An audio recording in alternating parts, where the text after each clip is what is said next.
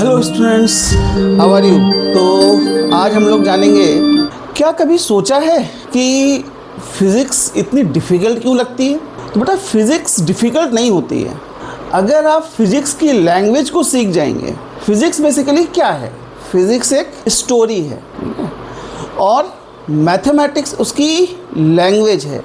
तो अगर आप किसी भी चीज़ की लैंग्वेज को सीख जाते हैं तो फिर आपको वो चीज़ कभी भी डिफ़िकल्ट नहीं लगेगी। ठीक है, तो आज हम लोग जानेंगे कि ये मैथमेटिक्स जो है वो फिज़िक्स में कैसे काम करती है। मैथमेटिक्स के थोड़े कॉन्सेप्ट्स की बात करेंगे जिससे आपकी फ़िज़िक्स जो है थोड़ी सी आसान बन जाएगी। ठीक है, तो चलिए शुरू करते हैं। थ्योरी पे बहुत ज़्यादा हम लोग नहीं जाएंगे। ठीक है, सीधे क्वेश्चंस की बात करते हैं और उन्हीं क्वेश्चंस के बेसिस पे बीच बीच में मैं थ्योरी आपको एक्सप्लेन करता जाऊंगा, तो जिससे आपका क्या है कि इंटरेस्ट जो है वो बना रहेगा। ठीक है, तो चलिए शुरू करते हैं। कुछ क्वेश्चंस लेते हैं और फिर उनके एक्सप्लेनेशंस देखते हैं। ठीक है, चलिए स्टार्ट करते हैं। तो स्टूडेंट्स देखिए, यहाँ पर मैंने 3 क्वेश्चंस आपके लिए लिखे हैं। ठीक है, तो मैं पढ़ता हूँ one by one. First question है आपका, Is a vector necessarily changed if it is rotated through an angle?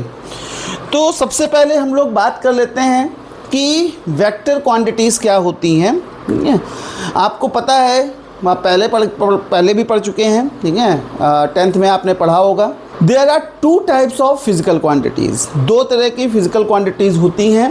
एक होती है आपकी वेक्टर क्वांटिटीज़, दूसरी होती है आपकी scalar quantities. Vector quantities basically वो क्वांटिटीज़ होती हैं जो कि जिनको रिप्रेजेंट करने के लिए आपको मैग्नीट्यूड प्लस डायरेक्शन दोनों चाहिए। अच्छा, अब जब आप 11th में आ गए हैं तो थोड़ा सा इसमें डिफ़िकल्टी लेवल और बढ़ जाता है। अब बेसिकली इन 2 के साथ में एक तीसरी चीज़ भी ऐड हो जाती है जो कि ये कहती है कि किसी भी फिज़िकल क्वांटिटी को वेक्टर क्वांटिटी हम तभी कहेंगे जब ये मैग्नीट्यूड प्लस डायरेक्शन के साथ में तो रिप्रेजेंट की ही जाए, उसके साथ साथ इसको वेक्टर की तरीके ऐड भी किया जा सकता है। यानी कि इसे triangle law of vector addition follow करना चाहिए। ठीक है, तो इसे हम लोग वेक्टर क्वांटिटीज़ कहते हैं। ठीक है, यानी कि वेक्टर क्वांटिटीज़ कौन सी क्वांटिटीज़ होती हैं? वो क्वांटिटीज़ होती हैं नंबर 1 जो कि मैग्नीट्यूड में रिप्रेजेंट की जा सकें, दूसरा जिनकी डायरेक्शन हो, और तीसरा जो कि triangle law of vector addition को फॉलो करें। ठीक है, क्लियर। तो ये आपकी वेक्टर क्वांटिटीज़ होती हैं। ठीक है, तो इसी पे बेस्ड आपका पहला क्वेश्चन है। तो पहला क्वेश्चन है कि is a vector necessarily change if it is rotated through an angle. ठीक है, तो सोच करके देखिए, अगर कोई वेक्टर है, ठीक है, उसका ये वेक्टर है, अब आपने इसका एंगल चेंज किया। ठीक है, इसको रोटेट किया। पहले ये ऐसे था, मान लीजिए इस एक्सिस के साथ में ये 0 डिग्री एंगल बना रहा था। अब आपने इसको रोटेट किया तो क्या हुआ, अब ये इसके साथ इस एक्सिस के साथ 90 डिग्री एंगल बनाने लगा।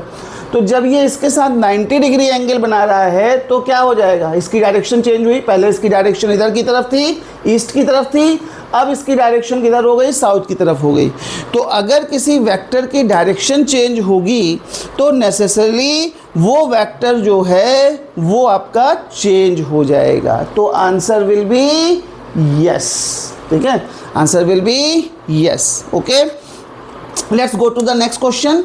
नेक्स्ट क्वेश्चन है आपका, is it possible to add 2 vectors of equal magnitude and get 0? Is it possible to add 3 vectors of equal magnitude and get 0? ठीक है, तो फर्स्ट, अब ये क्वेश्चन आपका 2 पार्ट में है। ठीक है, तो ये वेक्टर आपका वेक्टर कह रहा हूँ। ठीक है, ये क्वेश्चन आपका 2 पार्ट में है। ठीक है, तो पहला पार्ट है, ठीक है, ध्यान समझिए क्वेश्चन को। क्या कह रहा है कि 2 वेक्टर्स अगर इक्वल मैग्नीट्यूड के हैं तो इनको अगर हम ऐड करते हैं तो क्या जीरो लाना पॉसिबल है? तो सोच करके देखिए कि शायद ऐसा हो सकता है, लेकिन इस केस में क्या होना चाहिए, अगर वो इक्वल मैग्नीट्यूड के हैं तो उनकी डायरेक्शन जो होनी चाहिए वो अपोजिट होनी चाहिए।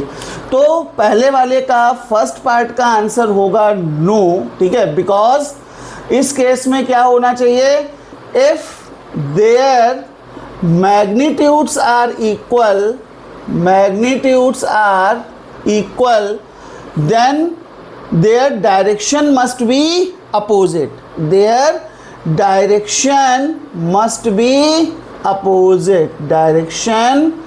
must be opposite, ठीक है। तो ये फर्स्ट का आंसर हो गया, इसको मैं कायदे से कर देता हूँ, ठीक है, अच्छे से लिख देता हूँ यहाँ पर।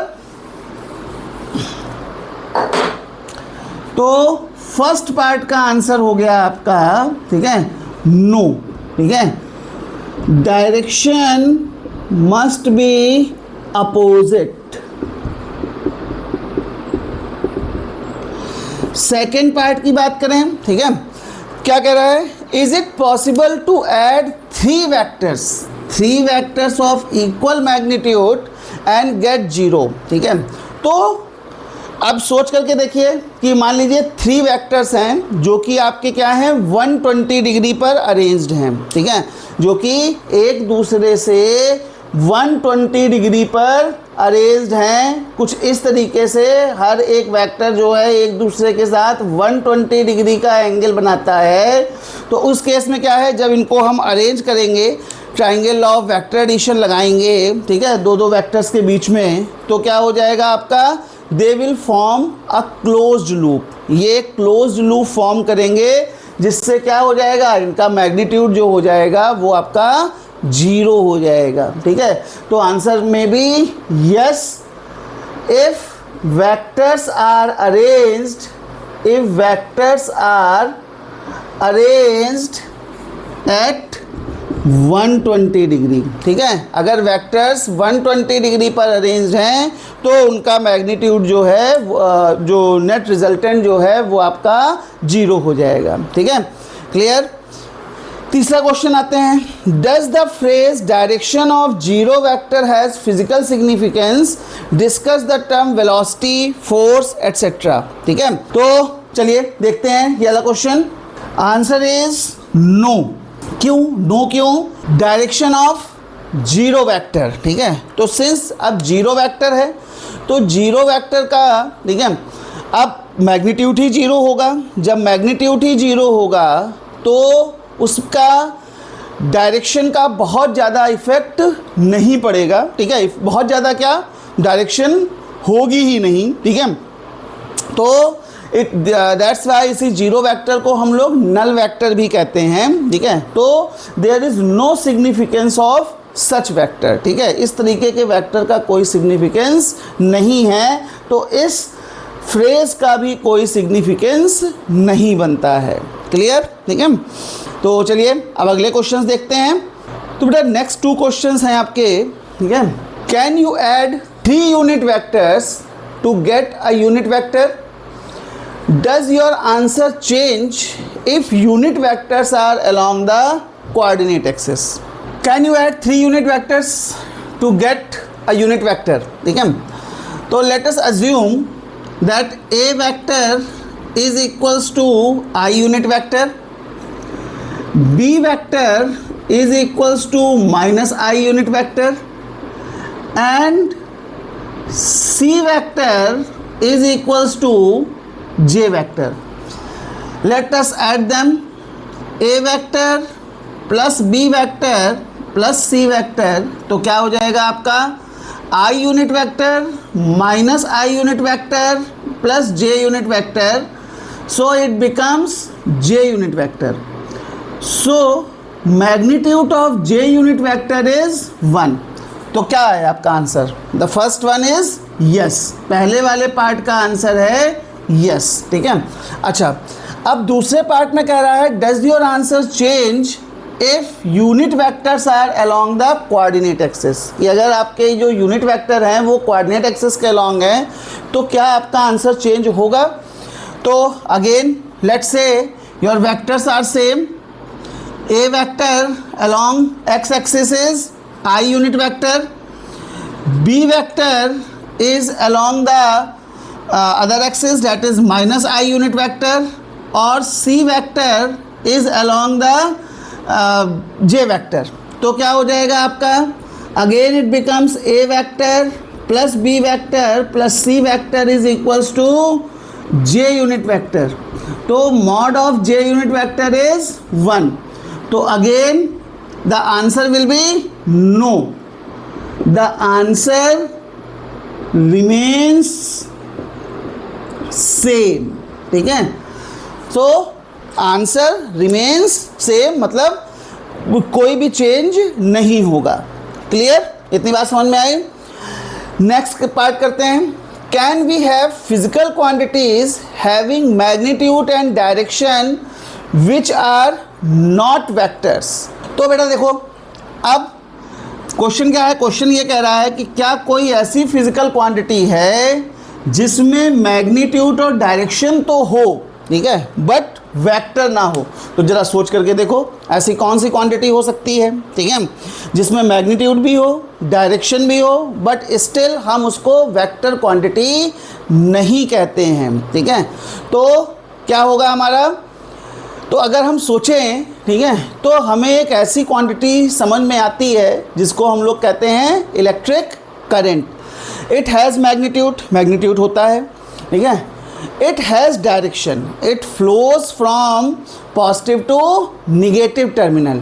The electric current always flows from positive terminal to negative terminal.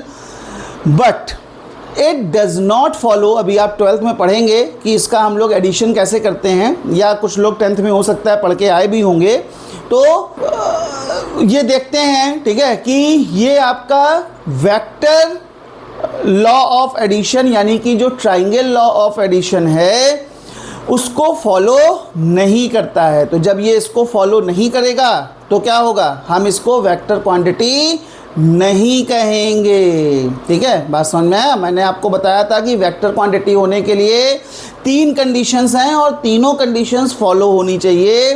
पहली आपकी इट शुड हैव मैग्नीट्यूड, दूसरा आपका इट शुड हैव डायरेक्शन, और तीसरा it should follow the triangle law of vector addition. ठीक है, since the electric current does not follow the triangle law of vector addition, तो इस we can not call it vector quantity. तो हमारी answer क्या है? Yes, that quantity is electric current. ठीक है, electric current has both magnitude and direction but does not follow the triangle law of vector addition, so we can not add it.